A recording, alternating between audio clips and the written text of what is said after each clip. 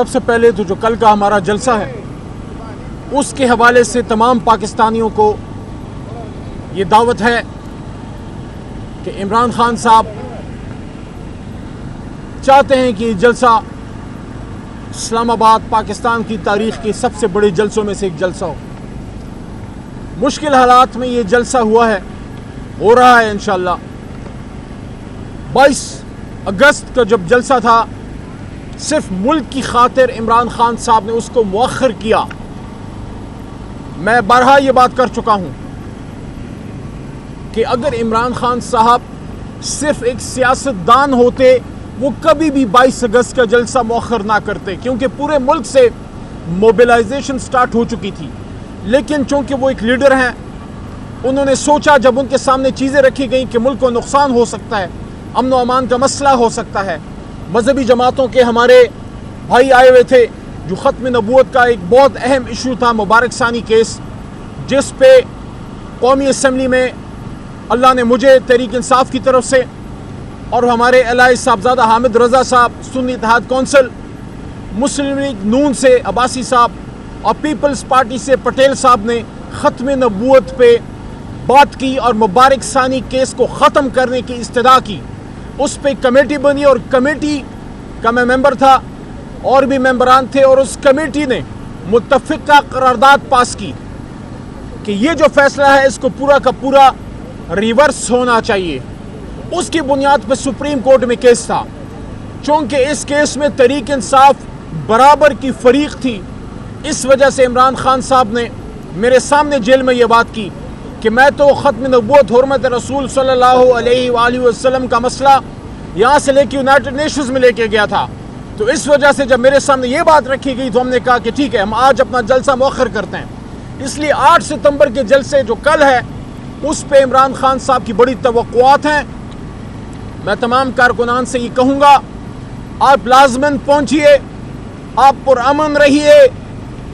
جتنا بھی کوئی آپ کے جذبات کو ابھارے، آپ نے پرتشدد نہیں ہونا. ایک پرامن جلسہ ہے اور بے شمار جلسے ہم کر چکے ہیں، بے شمار کر چکے ہیں.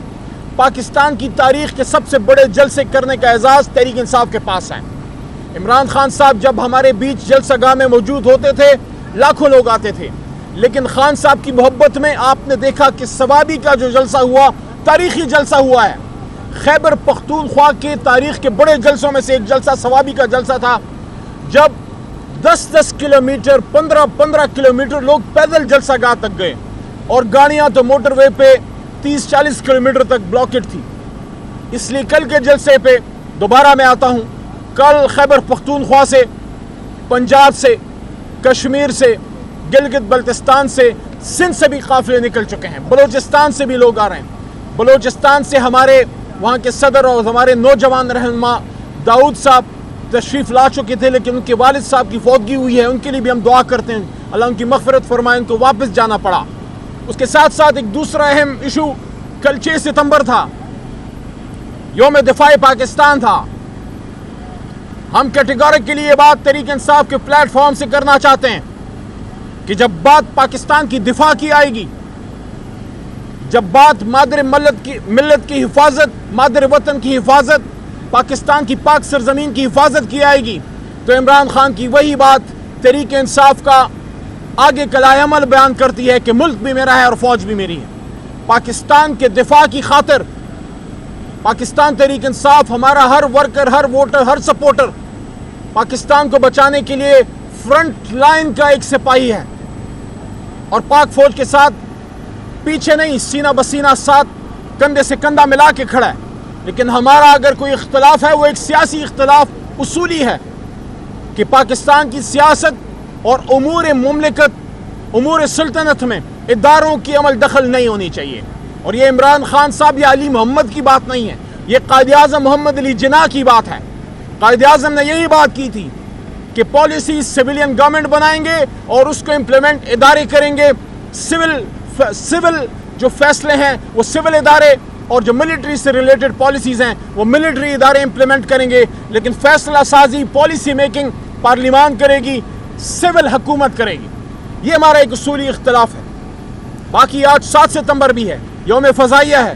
ہم اپنے ان مجاہدین کے ساتھ بھی ہیں جس طرح ایم ایم عالم صاحب نے ایک ریکارڈ بنایا تھا اور دنیا کی تاریخ میں ایک ایسی مثال قائم کی جو شاید کبھی نہ ٹوٹے، اور جب بھی ٹوٹے گی پاکستانی مجاہدین جو پاکستان ایئر فورس سے تعلق رکھتے ہیں وہ کریں گے۔ تو عمران خان صاحب ہمیشہ ان ایشوز پہ مضبوط کھڑے رہے ہیں، لیکن جو ان کا اصولی موقف ہے وہ تو اپنی جگہ پہ موجود ہے کہ عمران خان صاحب کی جو رجیم چینج ہوئی حکومت، وہ جو پاکستان کی منتخب حکومت کو گھر بھیجا گیا، وہ جو سازش ہوئی یا اس کو مداخلت، جو بھی آپ نام کہیں، اگر وہ وقت عمران خان صاحب پورا کرتے، اب ایک آزاد الیکشن ہو چکا ہوتا، عوام اپنی مرضی منشا سے وہ فیصلہ کر چکے ہوتے، ملک میں عوام کی مینڈیٹ سے حکومت ہوتی، عوام ہم سے مطمئن ہوتی تو عمران خان صاحب کو ووٹ کرتی، نہیں ہو تو کسی اور کو کرتی۔ لیکن جو اس الیکشن میں ہوا ہے، جو ڈاکہ پڑا ہے، کل کے جلسے میں تحریک انصاف کی بنیادی مطالبوں میں سے ایک مطالبہ وہ تو اسیران بشمول عمران خان، بشمول شاہ محمود قریشی کی رہائی، لیکن ساتھ ساتھ ہمارے مینڈیٹ کی واپسی۔ اس سے بڑا ڈاکہ کیا ہو سکتا ہے؟ آپ کسی شہر میں خدا نخواستہ کوئی ڈاکہ ڈال دے، کسی بینک میں ڈاکہ ڈال دے، کسی گھر میں ڈاکہ ڈال دے، یہ تو 25 کروڑ عوام کے مینڈیٹ کا ڈاکہ، ہر آدمی کا ڈاکہ ہے۔ آپ جو مجھے سن رہے ہیں، کیا آپ پاکستانیوں کا یہ حق اقتدار نہیں ہے کہ آپ فیصلہ کریں کہ پاکستان میں حکومت کون کرے گا؟ یہ جو 8 فروری کو ہوا ہے، یہ کیا آپ پہ ڈاکہ نہیں ہے؟ یہ کیا آپ کے بچوں کے مستقبل پہ ڈاکہ نہیں ہے؟ تو کل ہمارا دوسرا بڑا مطالبہ ہے پاکستان تحریک انصاف کو، عوام کو ان کا مینڈیٹ واپس کیا جائے۔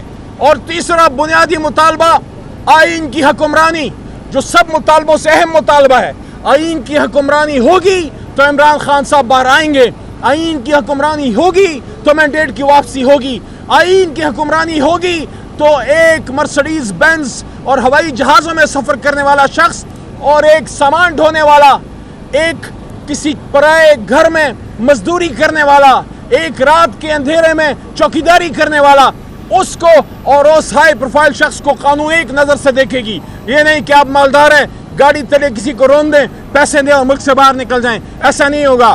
تو تیسرا مطالبہ ہمارا آئین و قانون کی حکمرانی، اور سب سے اہم جو پچھلے 2.5 سال سے ہماری تحریک انصاف کو آگے لے کے چلا ہے، پولیٹیکل سلوگن، جو صرف پولیٹیکل سلوگن نہیں ہے، ہماری روح، ہماری ایمان ہے کہ 77 سال پہلے قائد اعظم محمد علی جناح نے پاکستان کو جب آزاد کیا تو ایک حقیقی آزادی کی تمنا تھی، ایک تمنا تھی کہ پاکستان آزاد ہوگا، آزاد فیصلے کرے گا، یہاں عوام اپنی مرضی سے جئیں گے، یہاں کے فیصلے امریکہ، اسرائیل، برطانیہ میں بیٹھ کے لوگ نہیں بلکہ اسلام آباد میں بیٹھ کے لوگ کریں گے۔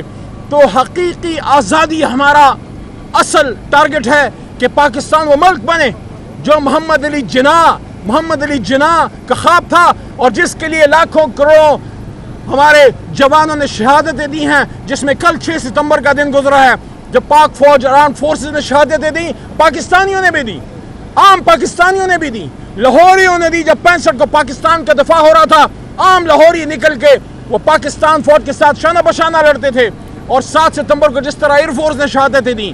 تو ان شہادتوں کا تقاضا یہ ہے، ہمارے ملک کی بنیادیں شہیدوں کے خون سے بھری ہوئی ہیں، ان شہیدوں کے خون کا تقاضا یہ ہے کہ پاکستان میں وہ شخص بیٹھے پاکستان کی وزیر اعظم کے سنگھاسن پہ کہ جب وہ بات کرے تو دنیا سنے، وہ جھک کے نہ ملے، وہ سینہ تان کے ملے، ہاتھوں میں تسبیح لیے، آنکھوں میں آنکھیں ڈالے، وائٹ ہاؤس میں ہو یا لندن میں ہو یا یونائٹڈ نیشنز میں ہو، ہر جگہ حضور نبی کریم صلی اللہ علیہ وسلم کی حرمت، شان رسالت، امت مسلمہ، کشمیر، فلسطین کی بات کرنے والا شخص جب وزیر اعظم ہوگا، ان شہیدوں کے خون کا قرض اترے گا۔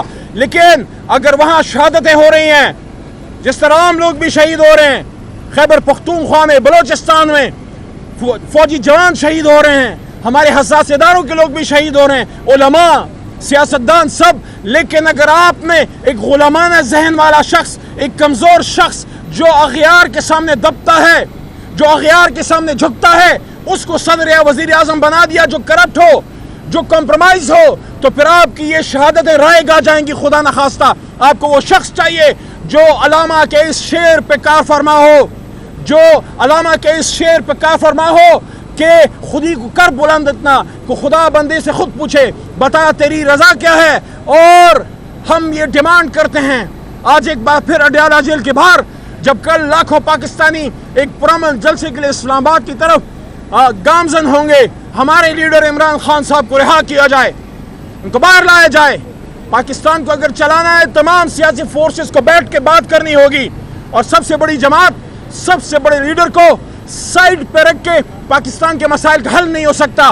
اس وقت پاکستان کو بے شمار مسائل کا سامنا ہے، اندرونی بھی بیرونی بھی۔ معیشت بیٹھ چکی ہے، دشمن ہمارے جڑوں کی طرف آ رہا ہے، ہماری بنیادوں کو ہلا رہا ہے، ہمارے اندر ہمارا خون بہ رہا ہے، ہمارے عام لوگ، سیاستدان، علماء کرام، ہمارے اداروں کے لوگ سب ٹارگٹ پہ ہیں، سب نشانے پہ ہیں۔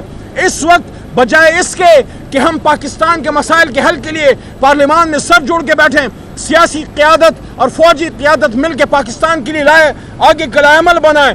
تمام سوچیں اس بات پہ مرتکز ہیں کہ عمران خان کو جیل میں کیسے رکھنا ہے، تمام سوچیں اس بات پہ مرتکز ہیں کہ عمران خان کو کس طریقے سے مزید کسی کیس میں ہم نے اس کو گھیرنا ہے، اور پاکستان تحریک انصاف کے کارکنان کو کس طریقے سے ہم نے اٹھانا ہے، ان کو پکڑنا ہے۔ جب ہماری یہ سوچیں ہوں گی تو دشمن کو کھلا میدان ملے گا۔ آؤ دشمن کے سامنے سینہ سپر ہو جائیں۔ 6 ستمبر کا یہی میسج ہے، اور 8 ستمبر کا بھی یہ میسج ہوگا کہ آؤ پاکستان کو حقیقی معنوں میں آزاد کریں، یہاں آئین و قانون کی حکمرانی ہو، اور پاکستان کو اغیار کے اشاروں پہ نہیں، امریکی غلامی پہ نہیں، کسی کی ڈکٹیشن پہ نہیں، پاکستان کی عوام کی منزی و مرشا پہ ہمیں چلانا ہوگا۔